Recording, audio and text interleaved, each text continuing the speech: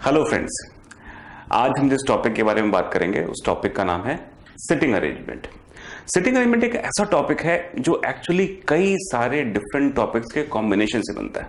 इसमें रैंकिंग के कुछ रूल्स रखते हैं, इसमें डायरेक्शन के कुछ रूल्स रखते हैं, और इन रैंकिंग और डायरेक्शन के रूल्स से जो क्वेश्चंस बनते हैं उनसे सिटिंग अरेंजमेंट के अलग अलग एस्पेक्ट बनते हैं। तो पहले हम ऐसा करते हैं, लूजली पहले बात कर लेते हैं कि सिटिंग अरेंजमेंट के क्वेश्चंस में क्या क्या कॉन्सेप्ट लगते हैं और ये किस प्रकार के हो सकते हैं। तो अगर हम सिटिंग अरेंजमेंट के बारे में बात करें तो सिटिंग अरेंजमेंट नॉर्मली जब हम डायरेक्शन के टर्म्स में देखते हैं तो उनका एक स्पेशल मीनिंग होता है।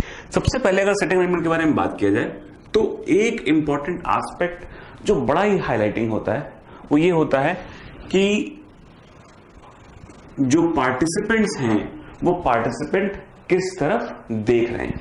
नॉर्मली आप क्वेश्चन जो देखेंगे टुवर्ड्स सेंटर, टुवर्ड्स सेंटर, ये बड़ा एक इंपॉर्टेंट सा वर्ड है जिसको आप बार बार यूज होते हुए देखेंगे। जैसे मैं कहूं कि एक सर्कुलर अरेंजमेंट है या एक सर्कुलर टेबल है जिसमें मान लेते हैं कि कुछ 6 लोग बैठे हुए हैं, तो ऐसा कर लेते हैं 1 2 3 4 5 और 6, ऐसा हमने 6 बना लिए। तो हमें मान के चलना पड़ेगा कि जो सभी व्यक्ति बैठे हुए हैं वो सेंटर की तरफ देख रहे हैं, उनका सबका ध्यान सेंटर की तरफ है। लेकिन इस बात के इस मतलब से चीजें बदल जाती है। जैसे मान लीजिए कि ये एक व्यक्ति बैठा हुआ है, ये एक व्यक्ति है जिस व्यक्ति का नाम हम मान लेते हैं ए है, ये एक व्यक्ति है ए। तो अगर ए सेंटर की तरफ देख रहा है तो सेंटर की तरफ देखने के कारण अगर मैं कहता हूं कि B is immediately right to A, तो इसका मतलब है कि अगर ये ए है तो बी की पोजीशन कैसी हो जाएगी, ऐसी। और यहां पर हम कैसे कहेंगे, ये इसके राइट हैंड साइड पे बैठा हुआ है। लेकिन अगर यही बात हम मान लेंगे यहां पर कोई व्यक्ति बैठा है पी और हम उससे पूछें कि पी के इमीडिएटली राइट में कौन बैठा है, मान लेते हैं क्यू बैठा हुआ है, तो पी का राइट ये नहीं होगा, तब पी का राइट कौन सा हो जाएगा, ये वाला हो जाएगा। तो इसका मतलब है कि जैसे जिस डायरेक्शन में हम देखते हैं उस डायरेक्शन से चीजें बदल जाती हैं। इसको एक बार और समझने की कोशिश करते हैं। अगर मान लीजिए कि आप, ये हमारा नॉर्थ साउथ ईस्ट और वेस्ट इस हिसाब से बना हुआ है, जो व्यक्ति ऊपर की तरफ देख रहा है हमारी तरफ, जैसे मैं ऊपर की तरफ देख रहा हूं उस वक्त, तो मेरा राइट, इसका मतलब है मेरे राइट में क्या है, ईस्ट, और मेरे लेफ्ट इसमें क्या है, वेस्ट। लेकिन कोई व्यक्ति अगर ऊपर से नीचे की तरफ देख रहा हो, अगर मान लीजिए मैं इधर से आपकी तरफ देखता हूं, अब मेरा राइट की तरफ हो जाएगा इस तरफ। इसका मतलब है जो व्यक्ति ऊपर से नीचे की तरफ देख रहा होगा उसके राइट क्या हो जाएगा, ये इस तरह हो जाएगा। उसका लेफ्ट कैसा होगा, वो इस तरह होगा। तो जिस तरह ये डिफरेंशिएटिंग फैक्टर डायरेक्शन में आता है वो सिटिंग अरेंजमेंट में भी कई तरह की प्रॉब्लम्स को पोज करता है। हम क्या करते हैं, इमीडिएट राइट और लेफ्ट को एक ही एस्पेक्ट में देख लेते हैं, जिसके कारण कई बार हमारे क्वेश्चन या कॉन्सेप्ट में गड़बड़ी हो जाती है। तो एक इंपॉर्टेंट एस्पेक्ट कि टुवर्ड सेंटर देखने का मतलब होता है कि ये ए अगर सेंटर की तरफ देख रहा है तो इसका राइट डिफरेंट होगा। अगर पी जो है उसके राइट की बात करें, मान लेते हैं पी के राइट में, तो इसमें पी अगर डाउनवर्ड देख रहा है तो इसका मतलब राइट किस तरफ हो जाएगा, इस तरफ। और हमने बोला है कि क्यू इमीडिएटली नेक्स्ट है पी के, तो राइट डायरेक्शन में, तो वो इधर आ जाएगा, ये इस तरफ नहीं होगा। अगर हम इसको इस तरफ बनाएंगे तो क्वेश्चन गलत हो जाएगा। तो कहीं ना कहीं सबसे इंपॉर्टेंट एस्पेक्ट इस पूरे कह सकते हैं टाइप ऑफ क्वेश्चन में कि कोई भी व्यक्ति का सेंटर की तरफ देखता है तो उसका डायरेक्शन किस तरफ ओरिएंट हो रहा है, और उस डायरेक्शन के हिसाब से हम रैंकिंग या हम उसके नेक्स्ट या उसके पास कोई बैठेगा या नहीं बैठेगा इसके बारे में बात कर सकते हैं। तो पहला एक एस्पेक्ट है जिसमें हमें ये समझना चाहिए। दूसरी इंपॉर्टेंट चीज, एक और ऐसा ही जुड़ा हुआ एक बिंदु है जो कि हमारी आम बोलचाल की भाषा में बहुत ज्यादा सामने नहीं आ पाता, हम उसके बारे में थोड़ा बहुत ही बात करते हैं, लेकिन वो काफी इंपॉर्टेंट मुद्दा है। जैसे मैं कहूं कि ए के लेफ्ट में बी है, तो जैसे मैं कहूं एक लाइन बना लेते हैं, ऐसे एक लाइन, ठीक है, और मैं कहूं कि सब लोग नॉर्थ की तरफ देख रहे हैं। किस तरफ देख रहे हैं, नॉर्थ की तरफ। तो अगर मैं देखूं तो ये, अगर ये एक नॉर्थ में इसको डिफाइन कर लूं, ठीक है, और सब लोग जो भी इस लाइन में लोग बैठे हुए हैं वो सब नॉर्थ की तरफ देख रहे हैं, और मैं कहता हूं अगर ए कहीं बैठा हुआ है उसके लेफ्ट में बी है, ऐसा मैंने बोल दिया। तो ए के लेफ्ट में, तो सब लोग ऊपर की तरफ देख रहे हैं तो इनका लेफ्ट कैसा होगा, इस तरफ से लेफ्ट हो जाएगा, तो इसका मतलब है बी, ठीक है। और हम कह सकते हैं कि बी के राइट में सी बैठा हुआ है, ठीक है, तो बी के राइट में सी बैठा हुआ है, तो बी इधर देख रहा है सामने, तो इसका राइट कैसा हो जाएगा, तो या तो सी यहां पर होगा या यहां पर भी हो सकता है, ये दोनों जगह में हो सकता है ना। अब ऐसा हमें समझ के देखना पड़ेगा ना कि इसमें जो है, जैसे हमने ए की पोजीशन को डिफाइन किया, तो ए की पोजीशन को डिफाइन करने के लिए हमने फिर बी की पोजीशन को डिफाइन किया और बी की पोजीशन पे सी में। अगर इस पूरे कम्युनिकेशन को देखा जाए तो इसमें दो चीजें बड़ी इंपॉर्टेंट हैं। जैसे हम कहते हैं ए के लेफ्ट में, ए के बाएं हाथ पे, ऐसे बाएं हाथ पे बी बैठा हुआ है,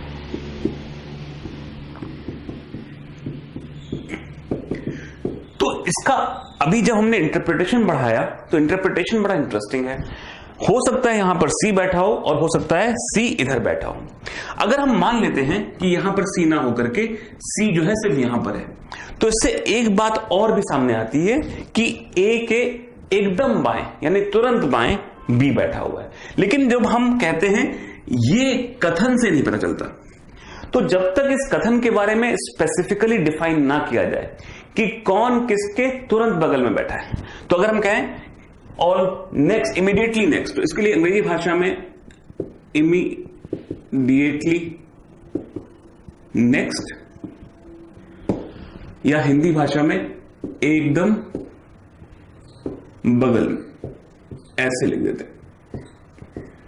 ये दो कथन जो हैं ये अपने आप में इमीडिएटली नेक्स्ट या एकदम बगल में। अब इमीडिएटली नेक्स्ट की जगह हम सकता है इमीडिएट लेफ्ट या इमीडिएट राइट का इस्तेमाल करते हो। तो ये जो चीज है ये इंफॉर्मेशन को कई रूप में बदल देती है। तो हमें क्या करना होता है एज अ स्टूडेंट, जब भी हम कोई इंफॉर्मेशन ले रहे होते हैं तो इन इंफॉर्मेशन को हमें डिफाइन करते वक्त इन सब चीजों का ध्यान रखना पड़ता है।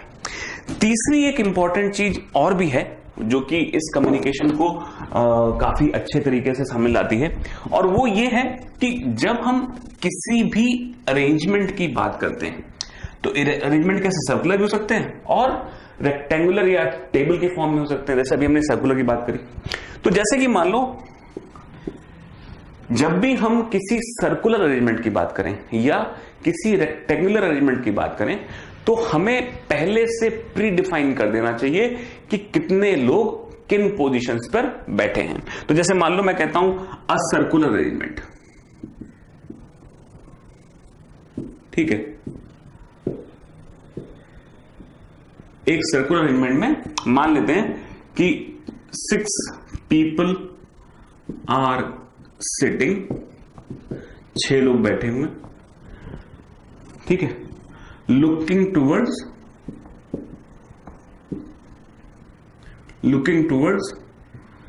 center, ठीक है। ये क्वेश्चंस का एक स्टैंडर्ड लैंग्वेज है और इनको लोग सॉल्व करते हैं। अब जब इनको लोग सॉल्व करते हैं तो इनको सॉल्व करने में एक इंपॉर्टेंट एस्पेक्ट होता है कि हमें क्या करना आता है, हमें सबसे पहले एक रेफरेंस पॉइंट चाहिए। रेफरेंस पॉइंट का मतलब कि जिस बिंदु के आधार पर हम अपना गणना शुरू कर सकें। गणना मतलब कैसे कि मान ले जैसे हम कहते हैं कि ए जो है वो बी से बाएं स्थान पे बैठा हुआ है, 2 स्थान बाएं, तो इसका मतलब हमें ना कहीं डिफाइन करना पड़ेगा कि कौन सा व्यक्ति कहां बैठा हुआ है। तो रेफरेंस पॉइंट डिफाइन करना बड़ा इंपॉर्टेंट है। तो अगर हम जब कहते हैं कि टुवर्ड सेंटर होना चाहिए, इमीडिएटली नेक्स्ट या एकदम बगल में होना चाहिए, और थर्ड इंपॉर्टेंट पॉइंट अगर हम डिफाइन करें तो वो होना चाहिए रेफरेंस पॉइंट। बिना रेफरेंस पॉइंट के हमें वो स्टार्टिंग पॉइंट नहीं मिल सकता जिसके बेसिस पे हम कैलकुलेशन या अपनी गणना को शुरू कर सकें। तो अगर हम इसको थर्ड एक एस्पेक्ट और देखें जिसमें हम कह सकते हैं रेफरेंस पॉइंट, तो इसको यहां पर आप लिख लें, रेफरेंस पॉइंट, या हिंदी में लिखना चाहेंगे तो गणना आधार, गणना आधार, ठीक है। ये 3 बिंदु अगर आप ध्यान से रखें और इंफॉर्मेशन को एक के बाद एक रखते चले जाएं तो मुझे नहीं लगता कि आपको कहीं कोई परेशानी आएगी। लेकिन इसमें कुछ कह सकते हैं ना स्पेशल टाइप की प्रॉब्लम्स होती हैं जो स्टूडेंट्स को कुछ इंफॉर्मेशन तो देती हैं और कुछ इंफॉर्मेशन के बारे में स्टूडेंट को उस जानकारी को जो उनके पास सामने होती है उससे निकालना पड़ता है। तो ऐसा करते हैं कि मैं आपको इसमें से कुछ प्रश्न करके दिखाता हूं जिसमें इस तरह के कॉन्सेप्ट का एप्लीकेशन है, और इन कॉन्सेप्ट्स के एप्लीकेशन से हम ये डिफाइन कर सकते हैं कि ये कैसे कैसे सवाल जो है हमारे सामने चैलेंज लाएंगे और इन सवालों के चैलेंज को हम कैसे पूरा करेंगे। तो इसका एक जो बेसिक एस्पेक्ट है कि इंफॉर्मेशन को एक फ्लो में रखना, जो भी इंफॉर्मेशन एग्जामिनर की तरफ से आ रही है उसको एक फ्लो में रखें, और हमारे पास इंफॉर्मेशन को क्लासिफाई करने का एक सिंपल सा अरेंजमेंट होना चाहिए। तो ऐसा करते हैं, इस प्रकार के कुछ सवाल करते हैं जिसमें इन कॉन्सेप्ट्स का एप्लीकेशन हो। इनके एप्लीकेशन को देख करके आप बहुत जल्दी समझ में आ जाएगा आपको कि कैसे आपको इंफॉर्मेशन रखनी है। तो जैसे एक इंफॉर्मेशन मेरे पास है, प्रश्न ऐसा है कुछ कि ABCDEFGH,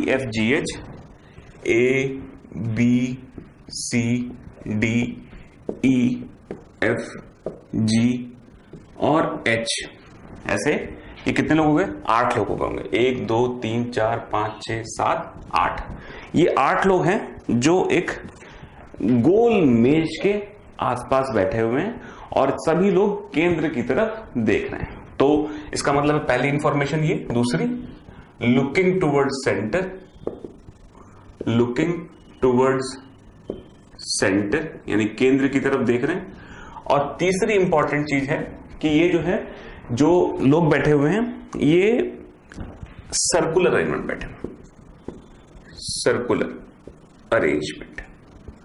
तो जैसे हमारा सिटिंग अरेंजमेंट है, तो इसमें हम एक पर्टिकुलर टाइप की बात कर रहे हैं कि एक वृत्त के रूप में बैठे हुए हैं, ठीक है। तो इन प्रश्नों को करने के लिए जैसे हमें पता चल गया कि इसमें कितने लोग बैठे हुए हैं, इसमें 8 लोग बैठे हैं, और कैसा अरेंजमेंट है? सर्कुलर। तो सबसे पहला जो आसान काम हम कर सकते हैं, हम इस क्वेश्चन को पहले डिफाइन कर लें। हमने एक सर्कल बना दिया, एक थोड़ा सा रफ सा, और इसमें हम क्या करें, हम इसमें 8 स्थान मार्क कर देते हैं पहले। कई सारे बच्चे ऐसा करते हैं कि वो जैसे जैसे प्रश्न को सॉल्व करते जाते हैं वैसे वैसे ही उसमें वो मार्क लगाते हैं, लेकिन उससे क्या होता है, गैप इवन नहीं होते और हमें परेशानी भी होती है। तो इसके लिए हम गैप को इवन रखने के लिए हम ऐसे मार्क कर देते हैं 1 2 3 4 5 6 7 8। अब हमारे पास जो कैलकुलेशन करने के लिए रेफरेंस आएगा वो हमको क्लियर रहेगा, गणना हमारी हमेशा एक स्तर पे रहेगी। अब क्या कहता है, F sits immediately right of D। F जो है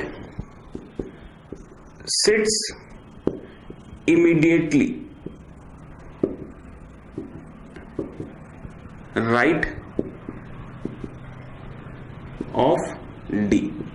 तो इसका मतलब हमारे पास एक रेफरेंस पॉइंट आ सकता है। रेफरेंस पॉइंट कौन सा रहेगा हमारा?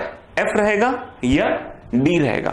इसमें हमें दिखाई पड़ रहा है कि F D के राइट में बैठता है, तो हम इसको डिफाइन करने के लिए हम D को यहां बैठा देते हैं, और F को इसमें चूंकि इमीडिएटली राइट लिखा है यानी एकदम दाएं लिखा हुआ है, तो इसका मतलब है F को हम इस पोजीशन पे बैठा देते हैं।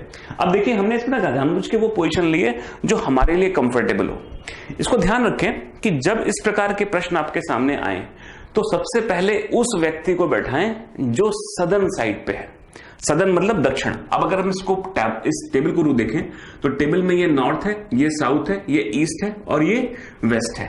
तो अगर आप किसी व्यक्ति को अगर जो साउथ में बैठाएंगे तो क्या होगा, उसका जो डायरेक्शन है आपके हैंड से मैच करेगा। अब देखिए जब मैं सेंटर की तरफ देखूंगा तो मेरा राइट क्या होगा, जो मेरा नेचुरल राइट है। तो इसका मतलब है कि मैं बड़े आसानी से डिफाइन कर सकता हूं कि एफ की पोजीशन क्या होगी। तो ये एक इंपॉर्टेंट एस्पेक्ट है जो हमें इस कैलकुलेशन में हेल्प करता है।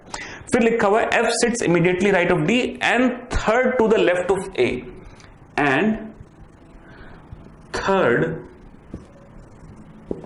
to the left of A। तो इसका मतलब है अभी इस इंफॉर्मेशन की हमें जरूरत नहीं है, हम इसको मिटा देते हैं।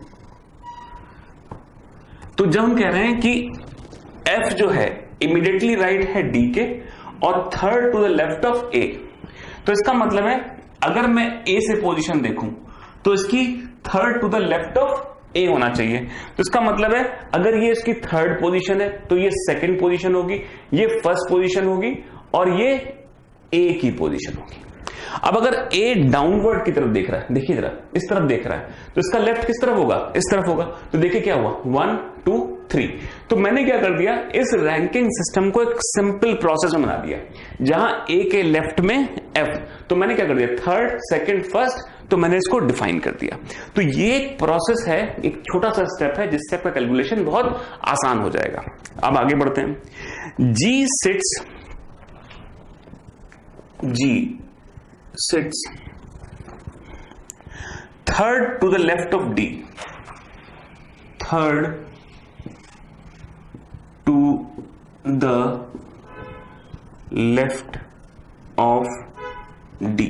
तो G जो है third to the left of, तो इसका मतलब है यहां से इस रेफरेंस से 1 2 3, तो इसका मतलब ये क्या हो गया, ये यहां पर G की पोजीशन हो गई।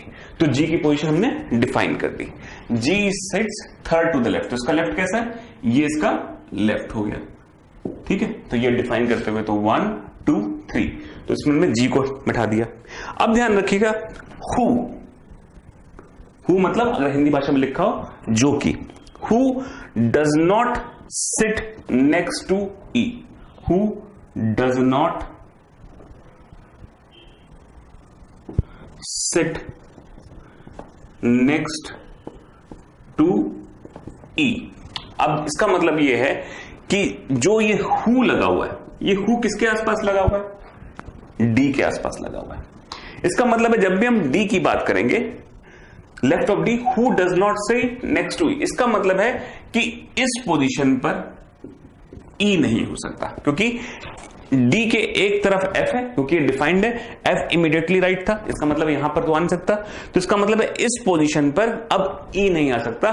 तो हमने एक इंफॉर्मेशन लिखकर हमने ये इंफॉर्मेशन ऐड कर दी। अब ध्यान रखें कि जो चीजें हम सर्कल के अंदर के में रखते हैं वो हम रखते हैं कैलकुलेशन के हेल्प के लिए, कि हमें कैलकुलेशन कितने आसान रहे, और जो चीजें हम सर्कल के बाहर रखते हैं इसका मतलब है इस इंफॉर्मेशन के बारे में हमारे पास कॉन्क्रीट इंफॉर्मेशन है। तभी हमने देखिए D को डिफाइन करने के बाद F, फिर यहां पर A और G को डिफाइन किया, तो वो सर्कल के बाहर है, और सर्कल के अंदर कौन सी इंफॉर्मेशन है जो कि हमें हेल्प कर रही है बाकी कैलकुलेशन करने के लिए। ठीक है, आगे बढ़ते हैं। B sits next to G।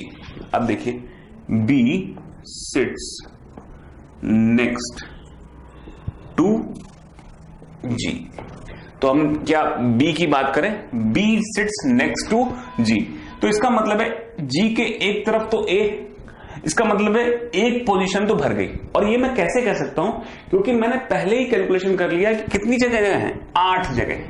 अगर आप कैलकुलेशन पहले नहीं करेंगे कि 8 जगह हैं, तो हो सकता है आप कंफ्यूज हैं कि शायद B यहां पर बैठा हो, इसीलिए हम उसको पहले ही मार्क कर लेते हैं कि कितने स्थान हैं। तो अभी दिखाई पड़ रहा है 8 स्थान है, और ये स्थान ऑक्युपाइड है। इसका मतलब है अगर मैं इसकी बात करूं, B sits next to G, तो G के एक स्थान तो भरा हुआ है, तो इसका मतलब है दूसरा स्थान क्या होगा, वो यही स्थान अवेलेबल है। इसका मतलब है यहां पर क्या होना चाहिए, B होना चाहिए। तो ये जानकारी हमें खट से पता चल गई, जिसके बारे में हमें परेशानी नहीं है, क्योंकि हमने पहले इनको मार्क कर रखा है इसमें कितने स्थान हैं। आगे बढ़ते हैं। B sits next to G but not next to D, तो दिखाई पड़ रहा है एकदम इमीडिएट नेक्स्ट टू D नहीं है। ठीक है। C does not sit next to D और A, जो C है वो D और A के आसपास नहीं बैठेगा, तो इसका मतलब है यहां पर E नहीं हो सकता, तो यहां पर C भी नहीं होगा, और यहां पर भी C नहीं होगा। ठीक है, तो इसका मतलब है अब कहां हो सकता है, इसका मतलब है उसकी पोजीशन एक ही बची, तो ये यहां पर इस पोजीशन पर आ जाएगा। C does not sit next to A और D, सॉरी यहां पर नहीं, यहां पर, तो इसका मतलब है C की पोजीशन क्या हो गई, ये पोजीशन हो गई। ठीक है जी। अच्छा, अब E यहां पर हो सकता है, यहां पर हो सकता है, यहां पर बिल्कुल नहीं सकता, तो E के लिए पोजीशन कौन सी बची, यानी यहां पर, और इस पोजीशन पे जो भी अब बचेगा वो क्या हो जाएगा, H हो जाएगा। तो एक सेट ऑफ इंफॉर्मेशन हमें दिया हुआ है, और एक सेट ऑफ इंफॉर्मेशन में जैसे इंफॉर्मेशन को हम कंप्लीट करते हैं तो हमें दिखाई पड़ता है कि कुछ एडिशनल इंफॉर्मेशन ड्रॉ हो जाती है। अब इसका मतलब है कि हमारे पास 8 स्थान थे और 8 के 8 भर गए, और इस तरीके से अब देखा जाए A, E, C, F, D, H, B और G, इस तरह से लोग बैठे हुए हैं। इन पूरे चीजों को करने के बाद अगर मैं क्वेश्चंस के बारे में बात करूं तो ये क्वेश्चंस तो बड़े आसान हो जाएंगे। क्यों? क्योंकि इनमें सभी पोजीशंस डिफाइंड हैं। तो अगर हम बात करें आपसे, कुछ क्वेश्चन है, who sits immediately left of A, तो जैसे हम A की बात करते हैं तो ए के इमीडिएटली लेफ्ट कौन होगा? तो जैसे हम देखेंगे, हम पहले ध्यान रखेंगे कि ए के इमीडिएट लेफ्ट, क्योंकि ये सेंटर की तरफ देख रहा है तो इसका लेफ्ट किस तरफ होगा? इस तरफ होगा, उल्टे साइड में। देखिए अगर मैं आपकी तरफ देख रहा हूं तो ये मेरा लेफ्ट हो गया, तो इसका मतलब है इमीडिएटली लेफ्ट। तो क्या आंसर आ जाएगा? ई। तो इसका मतलब है who sits immediately left of A? A के इमीडिएट लेफ्ट, तुरंत बाएं तरफ कौन बैठा है? तो उसका आंसर बड़े आसानी से ई निकल आएगा। तो ये पहला क्वेश्चन जैसे इसका आंसर है तो बड़े आसानी से निकल आएगा कि ए के एकदम बाएं, तुरंत बाएं में कौन बैठा हुआ। दूसरा, what is the position of H with respect of C? H की पोजीशन सी के तुलना में क्या है? तो अगर हम देखें तो सी इस तरफ बैठा हुआ है, तो सी सेंटर देख रहा है, तो लेफ्ट से देखें 1 2 3, तो या तो थर्ड फ्रॉम द लेफ्ट होगा, या राइट से बात करें तो 1 2 3 4 5, राइट से पांचवी पोजीशन या लेफ्ट से तीसरी पोजीशन, जो भी पोजीशन आपके आंसर निकाल रही हो वो आप खट से आप बता सकते हैं। अगला देखें, what which of the following pair sits between G and D? G और डी के बीच में कौन सा पेयर है? तो इसमें दिखाई पड़ रहा है बी और एच ही ऐसा जोड़ा है जो जी और डी के बीच में बैठता है, तो हम इसको खट से देख सकते हैं बी और एच है। और इसी प्रकार के जो प्रश्न हैं वो आप लगातार सॉल्व कर सकते हैं। तो सबसे पहले अगर हम इन प्रश्नों को देखें तो हमारे सामने एक प्रश्न या एक तरीका उभर के सामने आता है कि जो भी हमारे सामने इंफॉर्मेशन आई है उस इंफॉर्मेशन को हम ऐसे तरीके से रखें जिससे चीजें आसान रहे।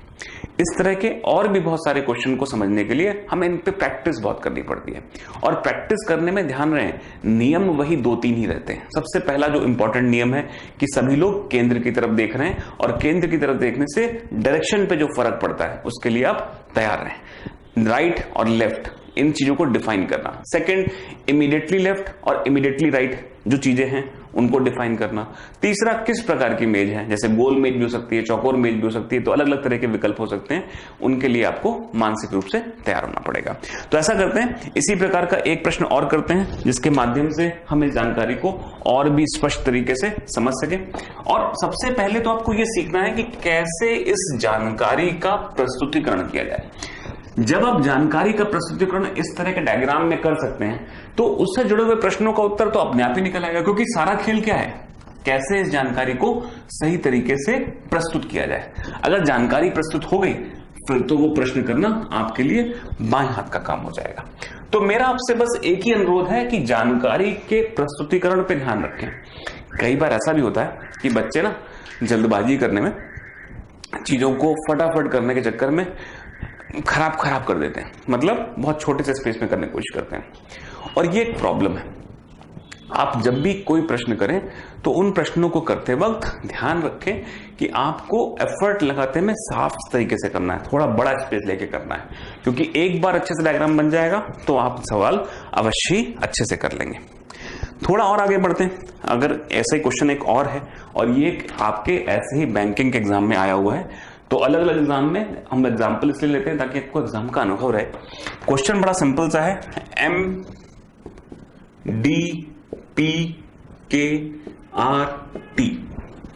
MDPKRT एंड W, ये कुछ लोगों के नाम हैं, ठीक है। तो हमने एक एक लेटर ले रखा है, ये बैठे हुए हैं कैसे, एक सर्कल में और सेंटर की तरफ। तो हम सबसे पहले क्या करेंगे, एक सर्कल बना लेंगे और हमें गिनेंगे कितने लोग हैं, 1 2 3 4 5 6 7। तो हम इसमें 7 टिक लगा लेंगे पहले, 1 2 3 4 5 6 7। अब हमें डिफाइन हो गया कि इतनी ही पोजीशन है। तो कोई भी पोजीशन हम डिफाइन करते हैं तो सबसे पहले क्या करते हैं, हम स्टार्ट करेंगे सदर्न पॉइंट से। तो जब हम इसको डिफाइन करने की कोशिश करते हैं तो ऐसे हम टॉपिक लेते हैं। फिर क्या लिखा है इसमें, MDPKRT सिटिंग अराउंड सर्कल, तो इसमें ये एक सर्कल यानी वृत्त के आसपास बैठे हुए हैं, ठीक है। और looking towards centre, looking towards centre मतलब सभी लोग केंद्रमुखी, केंद्र की तरफ मुख करके बैठे हुए। अब इसमें सबसे पहले जानकारी दी हुई है, D is second to the right of P, D is second to the right of P। तो हमारे पास एक रेफरेंस पॉइंट हो गया। तो हम हमें पता है D P के दाएं हाथ की तरफ बैठा हुआ है दूसरे स्थान पर। तो सबसे पहले हम किसको डिफाइन करें, हम P को डिफाइन कर देते हैं। हम मान लेते हैं कि P इस सदर्न साइड पे बैठा हुआ है, ठीक है, दक्षिणी मुख पे, और केंद्र की तरफ देख रहा है, और इसके राइट हैंड साइड पे मतलब 1 2 दो स्थान, दूसरे स्थान पे कौन बैठा हुआ है, D बैठा हुआ है। तो हमने जानकारी रख दी, यहां पे फर्स्ट पोजीशन, ये सेकंड पोजीशन, और इस हमने D को बैठा दिया, ठीक है। D is sitting right of the P, who is third to the right of K, who is third to the right of K। अब जहां पे लिखा हुआ है हु यानी जो कि, ठीक है, जो कि K के दाएं हाथ की तरफ तीसरे स्थान पर बैठा हुआ है। तो हु किससे मिल जाएगा, ये जो इसके पास बैठा हुआ है P, ठीक है, P, who is third to the right, इसका मतलब है ये थर्ड पोजीशन, ये सेकंड पोजीशन, ये फर्स्ट पोजीशन, और इससे राइट है ना। तो इसका मतलब है किसकी बात कर रहा है, यहां पर कौन बैठा है, ये तो यहां पर K बैठा हुआ है। तो K से तीसरे स्थान पे, तो पहला स्थान, दूसरा स्थान, तीसरा स्थान, और P। हमने P की बात क्यों करी, क्योंकि हु जो है यानी जो कि जो है इमीडिएटली P की बात कर रहा है, तो हम P से इसको जोड़ देते हैं, ठीक है। T is third to the right of W, T is third to the right of W। अब ध्यान दें, T और W हमने तक डिफाइन करें नहीं, तो अब हम T और W को कैसे बैठाएं, ये हमारे लिए सोचने का एक बिंदु हो सकता है। अब अगर हम कहते हैं कि T थर्ड है to the right of W, तो इसका मतलब है अगर मैं मान लो T को W को यहां बैठा दूं, तो उससे 3 स्थान कौन बनेंगे, 1 2 3।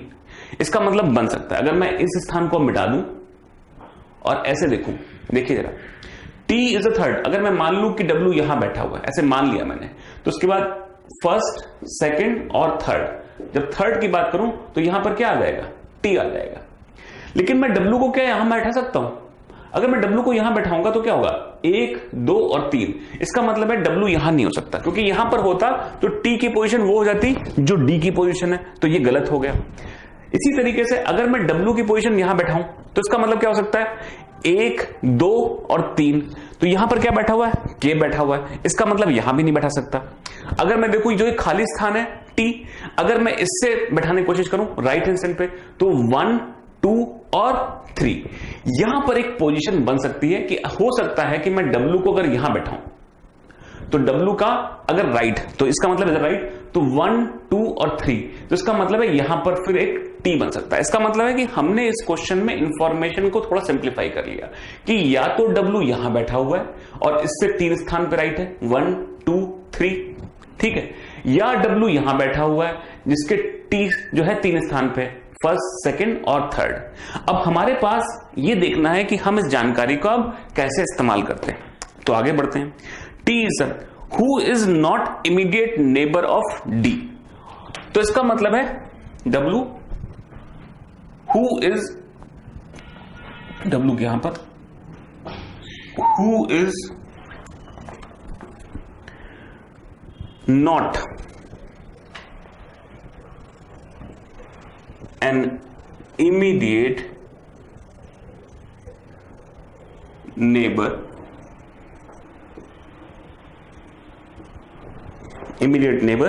of D। तो किसकी बात कर रहे हैं कि W और D साथ साथ नहीं हो सकते, तुरंत आसपास नहीं हो सकते। इसका मतलब है कि जो हमने सोचा था कि W यहां हो सकता है वो तो गलत है, क्योंकि ये क्या होगा, D का इमीडिएट नेबर हो जाएगा। इसका मतलब है हमें इस जानकारी को खाली करना पड़ेगा, और इसी प्रकार से ये, तो इसका मतलब है कि ये जानकारी जो हमने एक दो विकल्प थे उसमें से एक विकल्प कट गया, और अब दूसरा विकल्प ही, जो दूसरा विकल्प था वही बचेगा। मतलब W की पोजीशन यहां पर फिक्स हो गई और इसी प्रकार से T की पोजीशन यहां पर फिक्स हो गई। तो ये हमारे पास देखिए, हमने दो विकल्प रखे थे, तो हमने देखा कि एक विकल्प आने वाली इंफॉर्मेशन से कैंसिल हो गई। फिर थोड़ा आगे बढ़ते हैं। M is third to the left of R। अब M जो है वो थर्ड है किसके, लेफ्ट ऑफ R के। तो अगर मैं बात करूं ये पोजीशन कहां हो सकती है, अगर मैं इसको देखूं, M is third to the left of R, तो अगर मैं m को यहां पर रखूं, ठीक है, तो इसके right hand side, left hand पे क्या हो जाएगा, ये हो जाएगा, इस तरह चलेगा। तो इसका मतलब है ये मामला यहां पर गड़बड़ है। तो हम इसको कैसे देखें, m is third to the left of r, तो इसका मतलब अगर हम r को यहां बैठा दें और r से थर्ड पोजीशन देखें लेफ्ट, तो इसका मतलब है r अगर सेंटर की तरफ देख रहा है तो इसका लेफ्ट कैसे होगा, ऊपर होगा। तो 1 2 और 3, तो इसका मतलब है कि ये पोजीशन भी डिफाइन हो गई। इसका मतलब देख सकते हैं कि M D T P R W, ये जो 7 पोजीशन थी, ये 7 की 7 पोजीशन डिफाइन हो गई, और जो हमारे सामने इंफॉर्मेशन थी उसको हमने बड़ी सरलता से रख दिया। अब अगर पूछते हैं, मान लीजिए who is second to the right of T, तो जैसे हम पूछेंगे कि T के दाएं हाथ की तरफ दूसरा व्यक्ति कौन है, तो इसका मतलब है यहां से पहला, ये दूसरा, इसका आंसर क्या हो गया, M। तो M वो व्यक्ति है जो T के राइट हैंड साइड की तरफ, राइट हैंड साइड क्या हो गया, ऊपर की तरफ दूसरा व्यक्ति बैठा हुआ है। तो ये आपने स्पष्ट से रख दिया। In which of the following pair is the second person sitting to immediate right of the first person. ये एक ऑप्शन बेस्ड क्वेश्चन है जिसको कि आप विकल्पों के माध्यम से देख सकते हैं। फिर आप ऐसे देख सकते हैं, who is on the immediate left of R, R के एकदम बाएं, तुरंत बाएं कौन बैठा है, तो आर अगर सेंटर की तरफ देखा तो बाएं कैसा हो जाएगा, ऊपर, तो इसका आंसर क्या हो जाएगा, W। और इसी प्रकार के प्रश्न देखें, who is third to the left of D, तो D ये रहा और थर्ड टू द लेफ्ट, तो इसका फर्स्ट सेकंड थर्ड, तो इसका आंसर क्या हो जाएगा, R हो जाएगा। तो एक बार अगर जानकारी का प्रस्तुतिकरण अगर सही हो जाए सिटिंग अरेंजमेंट में खास तौर से, तो आप देख सकते हैं कि इन प्रश्नों को करना बड़ा ही सरल होता है। अच्छा, एक चीज का और ध्यान रखें, इसमें अमूमन ऐसे प्रश्न आते हैं जो कि ग्रुप में होते हैं, इसमें 3 4 या 5 प्रश्न एक ग्रुप में होते हैं। तो एक बार अपनी जानकारी को सही से रख दिया तो ये 3 4 या 5 प्रश्न जो भी होंगे वो एक बार में ही बड़ी सरलता से निकल आएंगे। तो इनको करते वक्त आपको सिर्फ एक इंपॉर्टेंट एस्पेक्ट ध्यान रखना है कि कैसे ये जानकारी सही तरीके से रखी जाए। एक बार आपने जानकारी सही तरीके से रख ली तो इसका मतलब है कि आप उस प्रश्न को अवश्य ही सही कर लेंगे। तो इसका मतलब है कि अभी हमने क्या देखा, अभी हमने एक सर्कुलर अरेंजमेंट पे क्वेश्चन देखे।